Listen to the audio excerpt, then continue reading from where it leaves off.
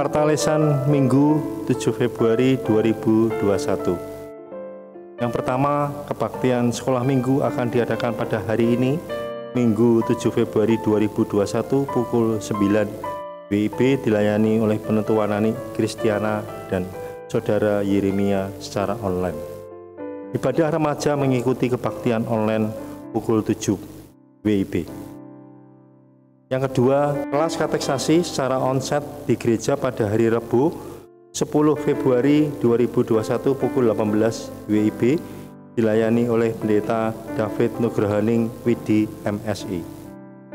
Yang ketiga, persekutuan keluarga diadakan pada hari Kamis 11 Februari 2021 pukul 19 WIB, ditayangkan secara online, dilayani oleh Penetua Amos Sutomo. Link akan di-share melalui WA Informasi GKI Pemalang. Yang keempat, persidangan 25 Majelis Klasis GKI Klasis Semarang Barat diadakan secara daring pada hari Sabtu 13 Februari 2021.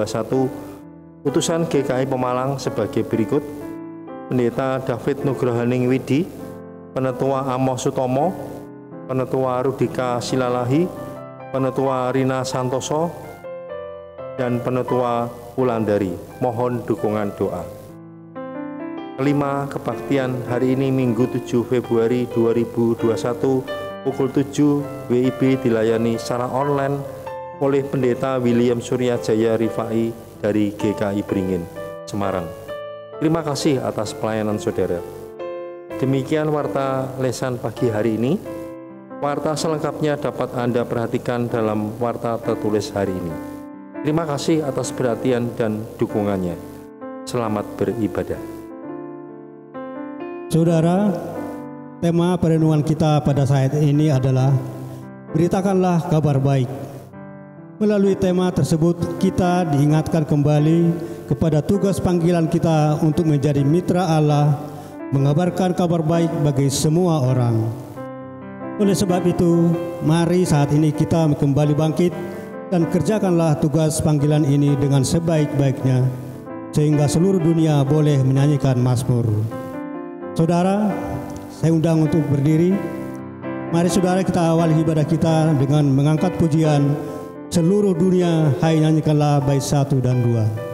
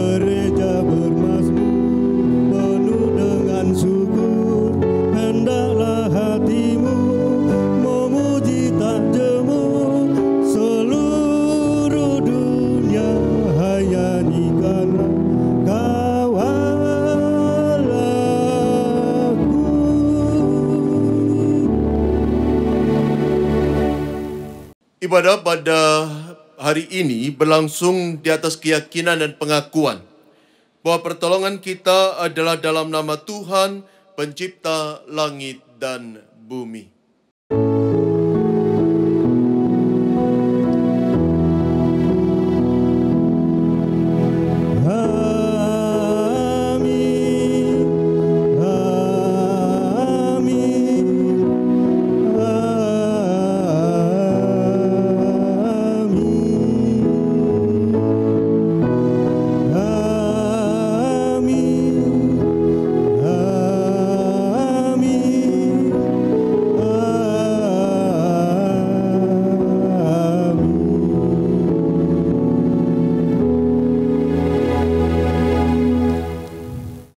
Tuhan beserta saudara. Dan menyertai saudara juga. Jemaat yang dikasihi oleh Tuhan, Injil Kerajaan Allah adalah kabar baik tentang keadaan dan waktu di mana Allah mulai memerintah sepenuhnya di semesta raya sejak Kristus hadir di muka bumi ini. Dan Injil Markus mencatat bagaimana tanda-tanda kerajaan Allah tersebut dinyatakan oleh Kristus yang begitu mengasihi manusia, di mana salah satunya melalui pelepasan kuasa-kuasa si jahat yang menyengsarakan kehidupan manusia, sehingga manusia dapat hidup dengan penuh damai. Kita sebagai umatnya yang sudah mendapat pelepasan tersebut adalah para mitranya yang memiliki tugas dan tanggung jawab untuk juga memberitakan kabar baik itu. Sebab di sekitar kita masih banyak orang berjalan dalam kuasa gelap dan mereka membutuhkan pelepasan. Oleh sebab itulah kita harus senantiasa ingat apa yang tertulis dalam Injil Markus pasal 16 ayat yang ke-15 yang berbunyi demikian. Lalu ia berkata kepada mereka, "Pergilah ke seluruh dunia, beritakanlah Injil kepada segala makhluk."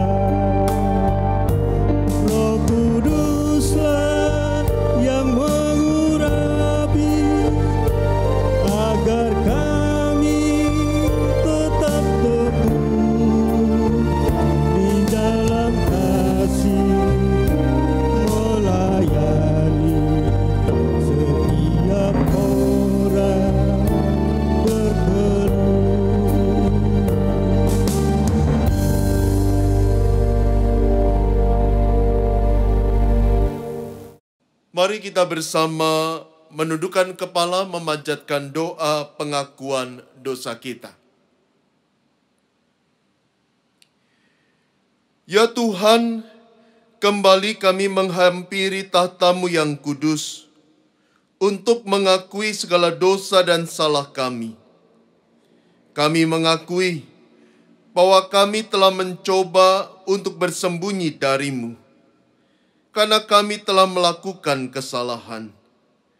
Kami telah hidup untuk diri sendiri dan berpaling dari sesama kami.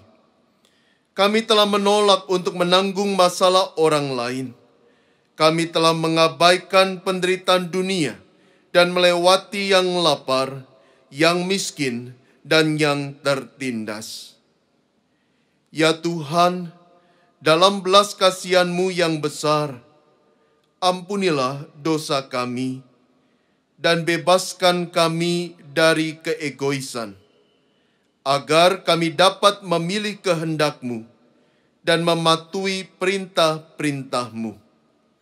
Dalam Kristus penebus kami memohon kemurahan Tuhan. Amin.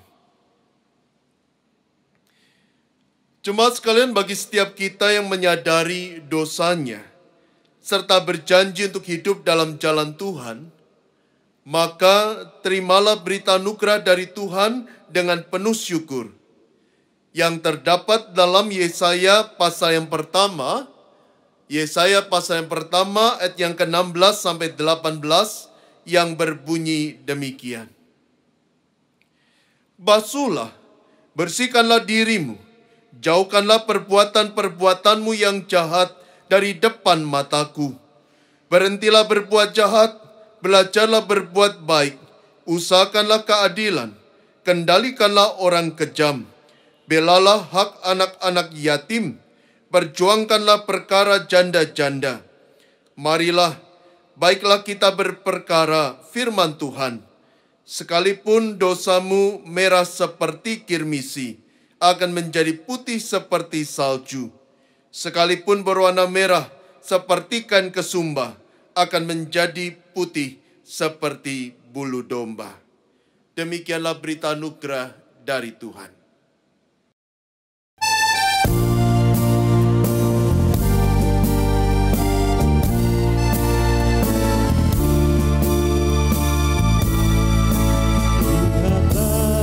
Sekeliling, pandanglah ke ladangnya yang menguning dan sudah matang untuk dituai. Lihatlah sekeliling, pandanglah ke ladangnya yang menguning dan sudah matang untuk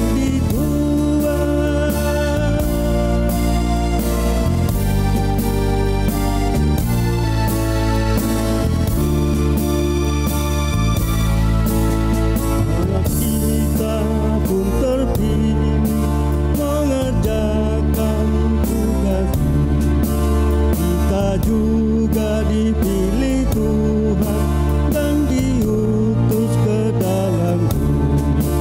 Lihatlah sekeliling, pandanglah ke ladang-ladang yang menguning dan sudah matang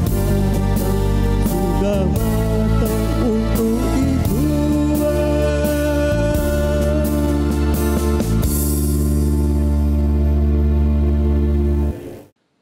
Jemaat sekalian, mari sebelum kita bersama membaca, merenungkan firman Tuhan, kita terlebih dahulu berdoa. Tuhan yang Maha Baik, terima kasih untuk pengampunan yang Tuhan anugerahkan kepada kami. Dan kami pun bersyukur saat ini Tuhan memberi kami kesempatan untuk bersama membaca dan merenungkan firman Tuhan. Kami percaya Tuhan akan menolong kami, sehingga kami dapat mengerti, memahami, bahkan menerapkan firman-Mu dalam kehidupan kami sehari-hari. Terima kasih ya Tuhan. Di dalam nama Tuhan Yesus kami sudah berdoa. Amin.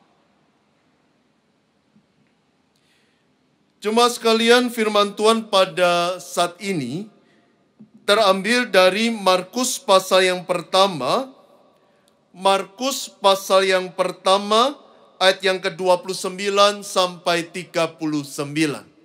Markus 1 ayat yang ke-29 sampai ayat 39 tertulis demikian. Sekeluarnya dari rumah ibadat itu, Yesus dengan Yakobus dan Yohanes pergi ke rumah Simon dan Andreas. Ibu mertua Simon terbaring karena sakit demam. Mereka segera memberitahukan keadaannya kepada Yesus. Ia pergi ke tempat perempuan itu dan sambil memegang tangannya, ia membangunkan dia, lalu lenyaplah demamnya. Kemudian perempuan itu melayani mereka. Menjelang malam sesudah matahari terbenam, dibawalah kepada Yesus semua orang yang menderita sakit dan yang kerasukan setan. Maka berkerumunlah seluruh penduduk kota itu di depan pintu. Ia menyembuhkan banyak orang yang menderita bermacam-macam penyakit dan mengusir banyak setan. Ia tidak memperbolehkan setan-setan itu berbicara, sebab mereka mengenal Dia. Pagi benar, waktu hari masih gelap, ia bangun dan pergi keluar. Ia pergi ke tempat yang sunyi dan berdoa di sana. Tetapi Simon dan kawan-kawannya menyusul dia. Waktu menemukan dia, mereka berkata, "Semua orang mencari engkau." Jawabnya, "Marilah kita pergi ke tempat lain, ke kota-kota yang berdekatan, supaya di sana juga aku memberitakan Injil. Karena untuk itu aku telah datang." Lalu pergilah ia ke seluruh Galilea dan memberitakan Injil dalam rumah-rumah ibadat mereka dan mengusir setan-setan. Sampai sekian jauh bacaan kita. Berbahagialah kita yang mendengar dan memelihara firman Allah. Haleluya.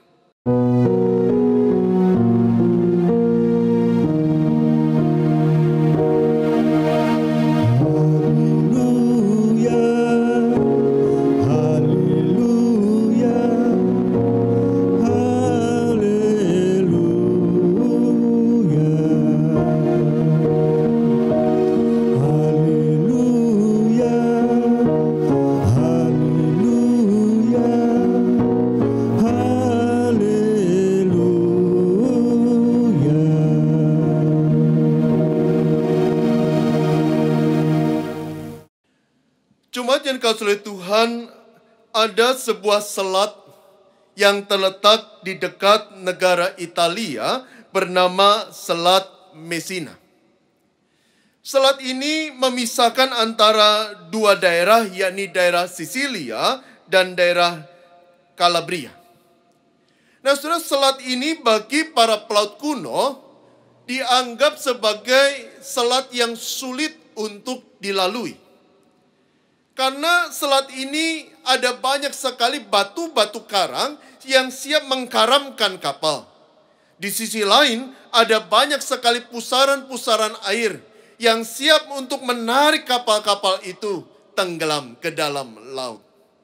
Sehingga ketika para pelaut melalui Selat Messina yang sulit ini, mereka dituntut untuk cermat mengendalikan kapal sedemikian rupa agar tidak terkena batu karang ataupun juga tertarik oleh pusaran air.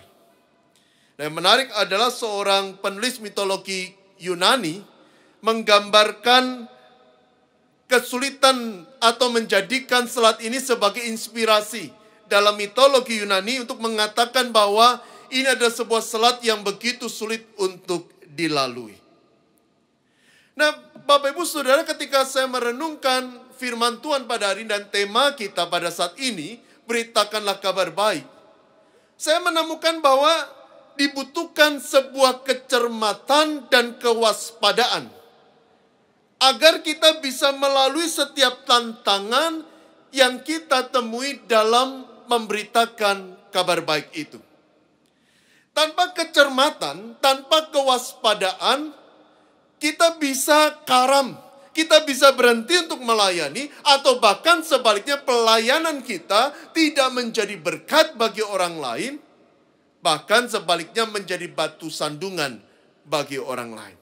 Karena perlu sebuah kecermatan, perlu sebuah kewaspadaan untuk tetap lurus dalam memberitakan Injil Kristus, untuk tetap setia dalam melayani Tuhan. Sehingga ada tantangan sebesar apapun, kita tetap bisa bertahan, kita bisa melalui tantangan itu, dan menyatakan kabar baik di tengah dunia ini. Nah, beberapa tantangan yang kita temui dalam pelayanan, antara lain adalah, misalnya, pemikiran bahwa pemberitaan Injil adalah tugas panggilan yang hanya ditujukan kepada orang-orang tertentu. Misalnya kepada para pendeta. Nah, cara berpikir seperti ini tanpa sadar dimiliki oleh begitu banyak orang Kristen. Sehingga mereka berkata bahwa itu bukan tugas saya, itu tugas Pak Pendeta. Itu bukan tugas saya, itu tugas para penginjil. Itu bukan tugas saya. Bagian saya adalah mendoakan mereka. Bagian saya adalah mendukung mereka. Bagian saya adalah melakukan apa yang saya bisa agar mereka bisa menjalankan tugasnya dengan baik. Padahal saudara, di dalam Markus 1 ayat yang ke-16 sampai 20 jelas di sana. Bahwa Tuhan Yesus memanggil bukan hanya orang-orang tertentu. Dia memanggil semua orang percaya. Semua orang yang telah mengalami kebaikannya. Semua orang yang telah menyaksikan kemuliaan Allah. Semua orang yang mengenal Allah.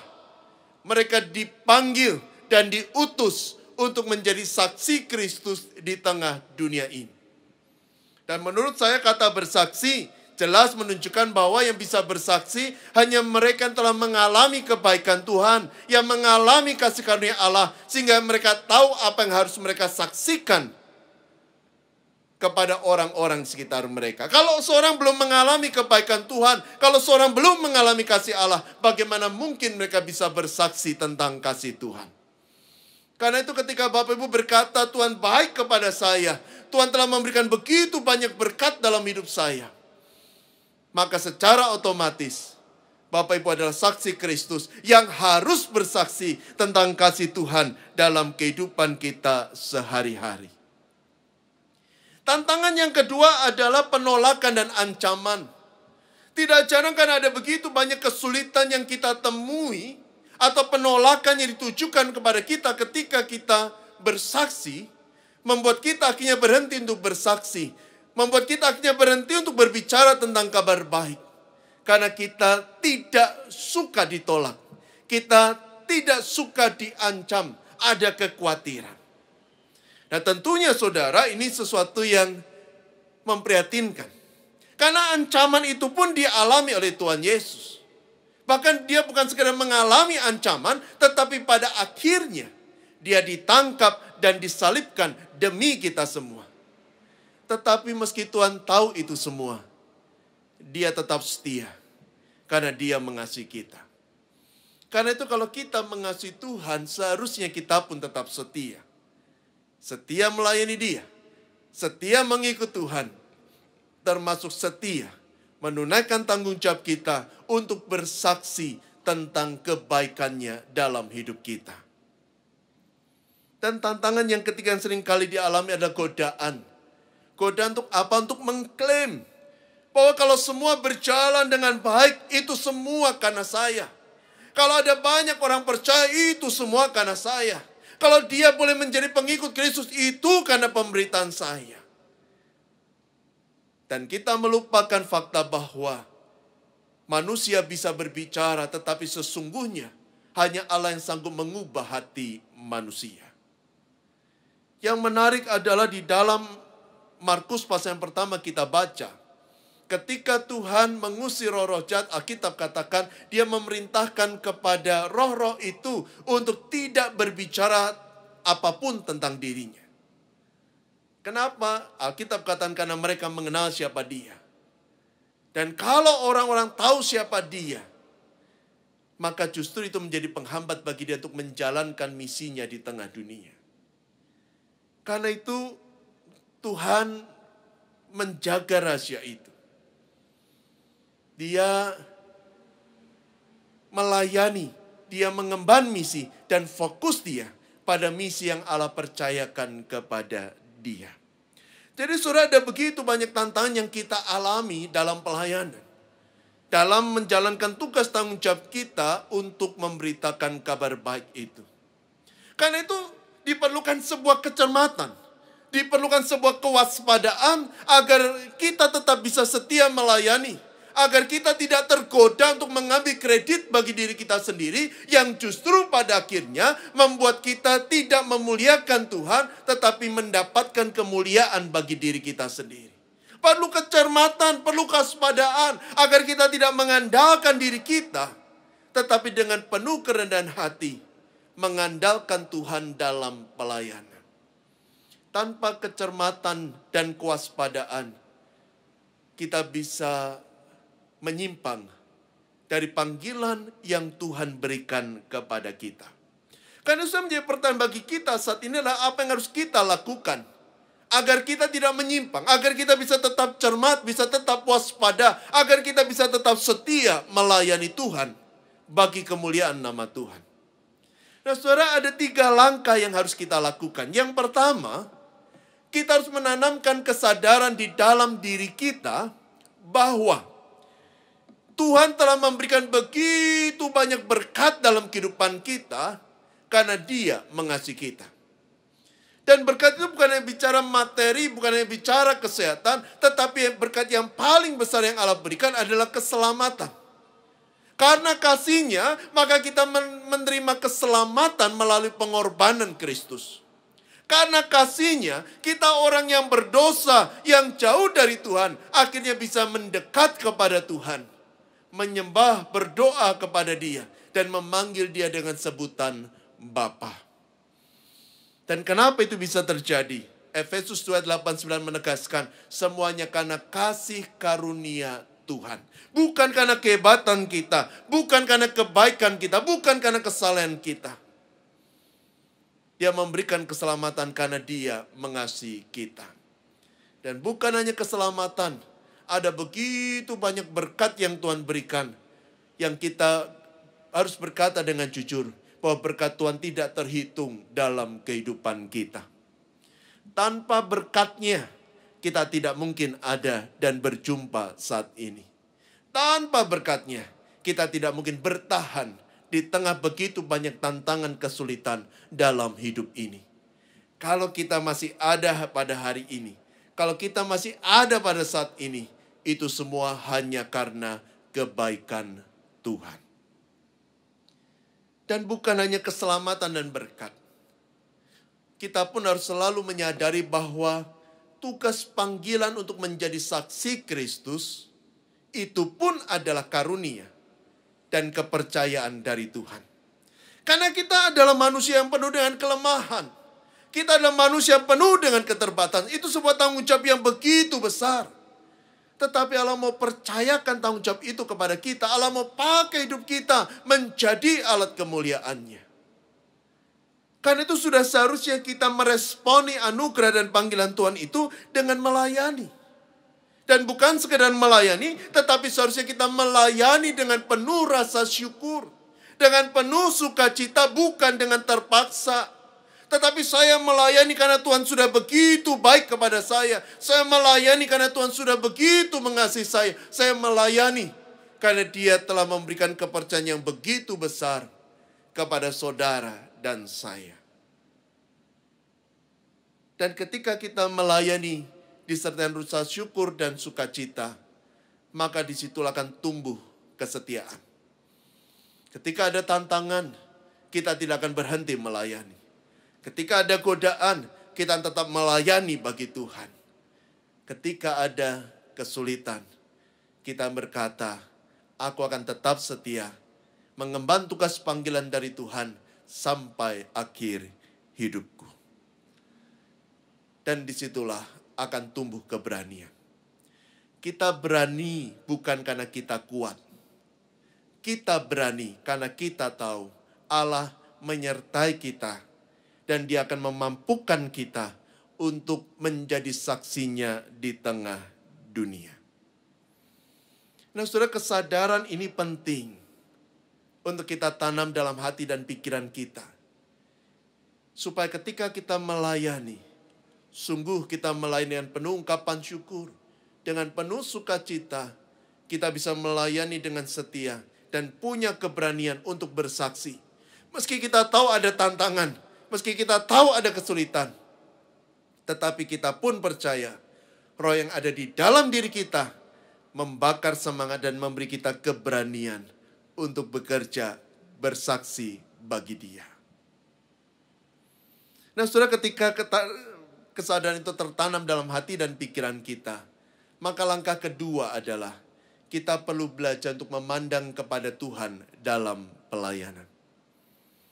Menarik bagaimana di dalam Markus pasal yang pertama yang ke-33 sampai 34, ketika ada begitu banyak orang datang dan meminta untuk disembuhkan, Tuhan, Alkitab katakan, melayani mereka.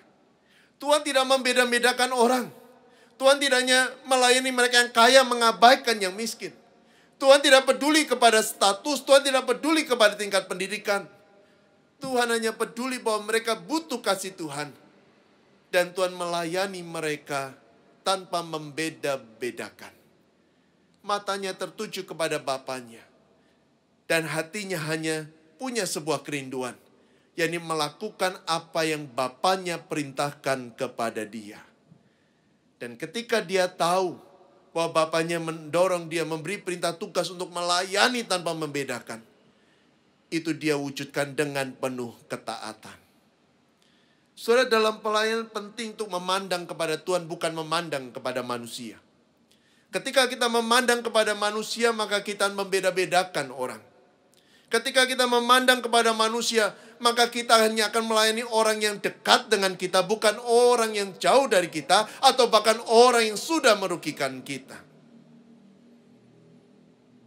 Karena itu saudara, penting bagi kita terus memandang kepada Tuhan, bukan kepada manusia. Lalu saudara, ketika kita melayani lalu mengalami penolakan, bukankah itu menimbulkan sakit hati, kecewa? Dan bukan tidak mungkin kita berkata, saya tidak mau lagi memberitakan Injil. Karena itu saudara, Tuhan mendorong kita untuk bukan memandang kepada manusia. Tetapi ketika kita melayani, mata kita yang tertuju kepada Dia.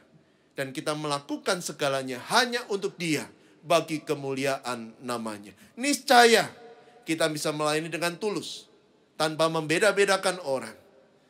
Dan termasuk juga melayani mereka yang sudah merugikan kita, melukai, bahkan juga menolak kita. Nah, bagaimana supaya kita bisa memandang kepada Tuhan? Agar kita bisa memandang kepada Tuhan dalam pelayanan, maka langkah ketiga, penting bagi kita untuk membangun relasi dengan Tuhan. Saudara, Markus pasal yang pertama, Alkitab katakan di sana bahwa pagi-pagi benar, Tuhan Yesus pergi ke tempat yang sunyi dan berdoa. Mohon maaf, ini harusnya Markus 1:35. Pagi-pagi benar Tuhan Yesus bangun dari tidurnya, dia pergi keluar, dia pergi ke tempat yang sunyi dan dia berdoa di sana. Kenapa dia harus berdoa di sana? Hanya dengan doa, dia sadar hanya dengan dia berdoa, maka fokusnya tidak akan pernah bergeser dari Bapanya. Dengan dia berdoa, maka dia sadar bahwa Bapanya harus menjadi inti sentral dalam pelayanannya. Karena itu ketika dia masih pagi benar, dia bangun, dia pergi ke tempat yang sunyi. Dia berdoa kepada Bapanya, agar dia bisa mengerti apa yang Bapanya kehendaki dalam kehidupannya. Dan yang kedua, selain untuk mengarahkan fokusnya kepada Sang Bapa, kenapa Tuhan Yesus berdoa? Karena ketika dia berdoa, disitulah dia mendapatkan kekuatan dari Sang Bapa untuk melayani, untuk menjadi saksi di tengah dunia ini. Nah, saudara sekalian, prinsip ini penting untuk kita perhatikan. Banyak kali orang giat melayani, tetapi sedikit berdoa. Di sisi lain ada begitu banyak orang yang rajin berdoa, tetapi tidak mau melayani. Padahal ketika seorang berdoa, setiap seorang punya hubungan yang dekat dengan Tuhan, seharusnya kedekatan itu akan membakar semangat di dalam hatinya untuk terus bersaksi bagi Tuhan. Ketika seorang dekat dengan Tuhan, maka dia akan mendapatkan kekuatan, kuasa dari Tuhan untuk bersaksi, memberitakan kabar baik. Di sisi lain, orang tidak mungkin bisa berbicara tentang kabar baik kalau dia sendiri tidak punya hubungan yang dekat dengan Tuhan. Karena itu, sebagai saksi Kristus yang Tuhan tempatkan di tengah dunia ini, mari kita membangun relasi dengan Tuhan. Ini prinsip yang penting. supaya kita mendapatkan kekuatan untuk berkarya. Dan supaya fokus kita, pandangan kita yang tertuju kepada Tuhan, bukan pada diri sendiri, apalagi kepada manusia. Dan di sisi lain, ketika kita berdoa, tidak cukup hanya berdoa. Tetapi Allah mengendaki agar kita bersaksi, memberitakan tentang kabar baik dalam keseharian kita. Supaya apa? Orang semua melihat kebaikan Tuhan. Dan mereka semua memuliakan Tuhan bersama dengan kita. So, sebagai penutup ada sebuah kutipan yang menarik. Dikatakan begini. We are not supermen, but we are God's men. Kita bukan manusia-manusia super, tetapi kita adalah umat Allah. Mungkin tugas panggilan yang Tuhan berikan kepada kita terasa begitu berat. Tetapi saudara, ketika Allah mengutus kita, memberi tanggung jawab kepercayaan itu kepada kita, Dia pasti akan menyertai kita dan memampukan kita untuk mengemban tugas tanggung jawab yang Allah percayakan kepada kita. Karena itu mari kita bersaksi tentang kebaikan-Nya. Mari kita menjadi pemberita-pemberita kabar baik.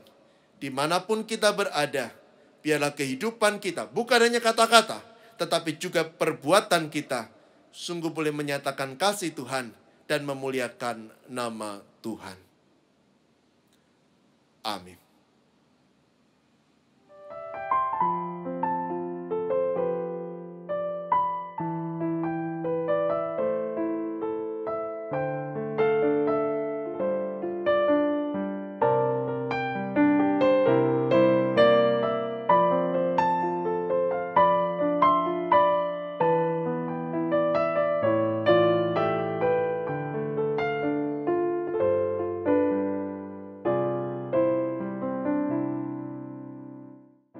Jemaat saya undang berdiri, bersama-sama dengan seluruh orang percaya di segala tempat dan abad. Marilah kita mengucapkan pengakuan iman kita.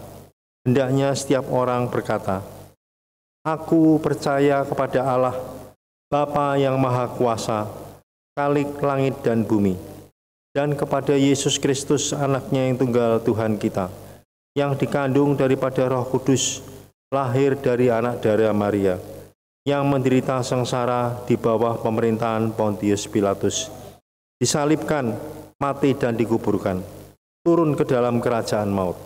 Pada hari yang ketiga, bangkit pula dari antara orang mati, naik ke surga, duduk di sebelah kanan Allah, Bapa yang Maha Kuasa, dan dari sana Ia akan datang untuk menghakimi orang yang hidup dan yang mati.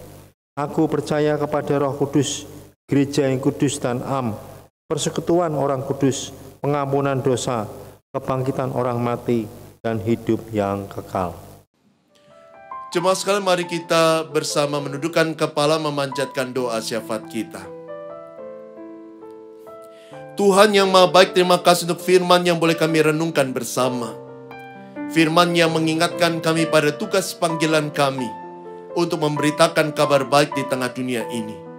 Sekaligus juga firman yang meneguhkan iman kami, karena Tuhan tidak pernah mengutus kami seorang diri, tetapi Tuhan menyertai kami, sehingga dimanapun kami berada, kami dapat mengemban tugas tanggung jawab yang Allah percayakan kepada kami dengan setia.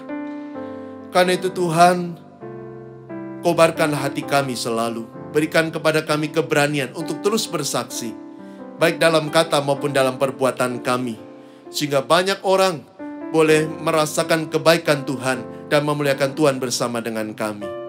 Saat ini pun kami berdoa untuk kehidupan kami masing-masing, untuk pekerjaan kami, untuk studi kami, untuk keluarga kami. Allah berkati. Kami pun ingin berdoa untuk saudara kami yang sakit, berkenan Tuhan yang melawat mereka, menjamah dan memulihkan keadaan mereka. Dan bagi kami semua, Bapa, berikan kepada kami kesehatan. Dan biarlah dengan kesehatan yang Tuhan berikan, kami boleh terus giat melayani Tuhan dan melayani sesama kami. Tuhan tolong berkati juga untuk gereja Tuhan GKI Pemalang. Terima kasih untuk pemeliharaan Tuhan bagi gereja ini. Dan kami percaya Tuhan akan terus mengobarkan jemaat-Mu untuk terus berkarya di tengah dunia ini dan menjadi berkat bagi banyak orang. Berkati juga untuk Kota Pemalang, berikan damai dan sukacita selalu. Berikan juga damai untuk Indonesia, negara yang kami cintai, yang kami kasihi. Terima kasih ya Tuhan. Kami percaya Tuhan telah mendengar doa kami. Yang terbaik Tuhan akan berikan dalam kehidupan kami. Di dalam nama Tuhan Yesus, Allah yang Maha Baik, kami sudah berdoa. Amin. Saudaraku, marilah kita memberikan persembahan syukur kepada Tuhan dengan mendasari dari firman Tuhan yang dicatat dalam Mazmur 96, 7-9 yang berbunyi demikian. Kepada Tuhan, hai suku-suku bangsa, kepada Tuhan sajalah kemuliaan dan kekuatan. Berilah kepada Tuhan kemuliaan namanya. Bawalah persembahan dan masuklah ke pelatarannya. Sujudlah menyembah kepada Tuhan dengan berhiasan kekudusan. Gemetarlah di hadapannya, hai segenap bumi. Persembahan dapat saudara berikan melalui beberapa alternatif seperti yang ditayangkan berikut ini.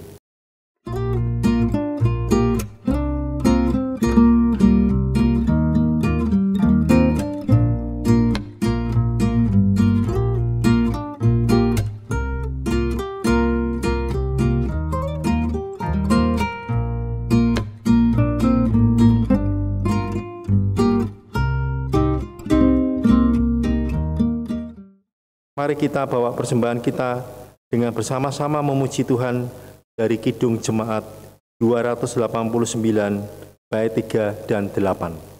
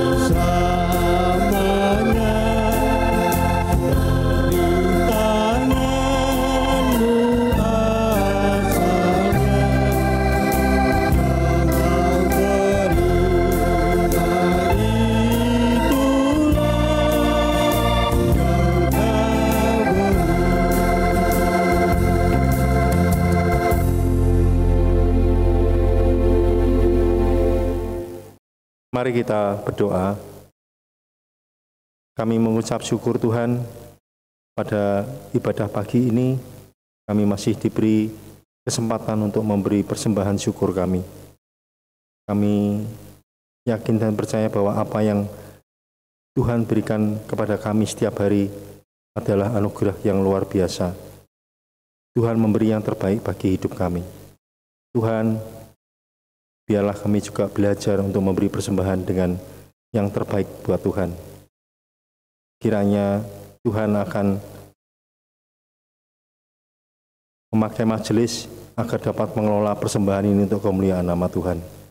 Terima kasih Tuhan, kami berdoa dalam nama Tuhan Yesus Kristus. Amin.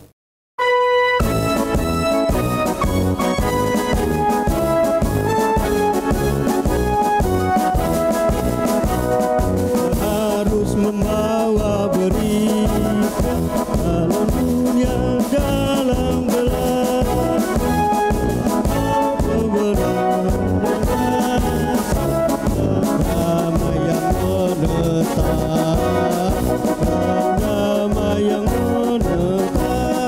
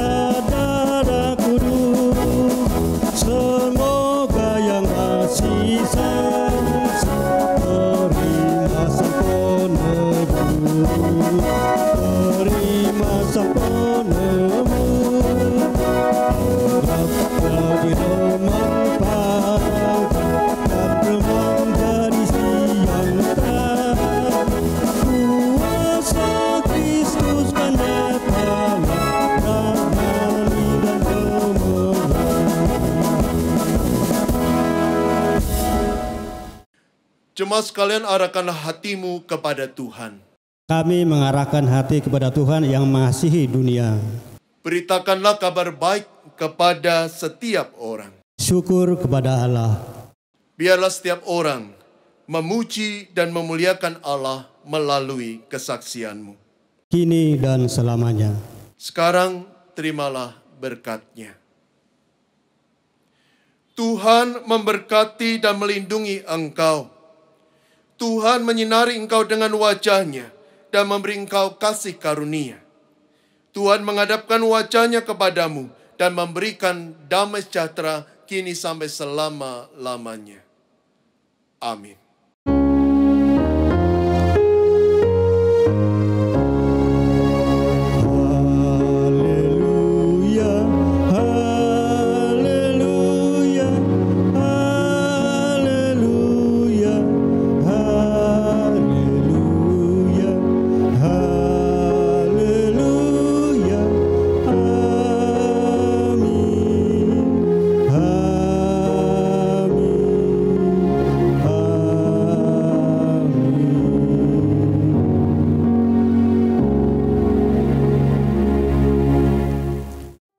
Jemaat yang dikasihi Tuhan, kebaktian kita pada pagi hari ini telah selesai. Selamat pagi saudara, selamat berhari Minggu. Tuhan Yesus memberkati kita semua.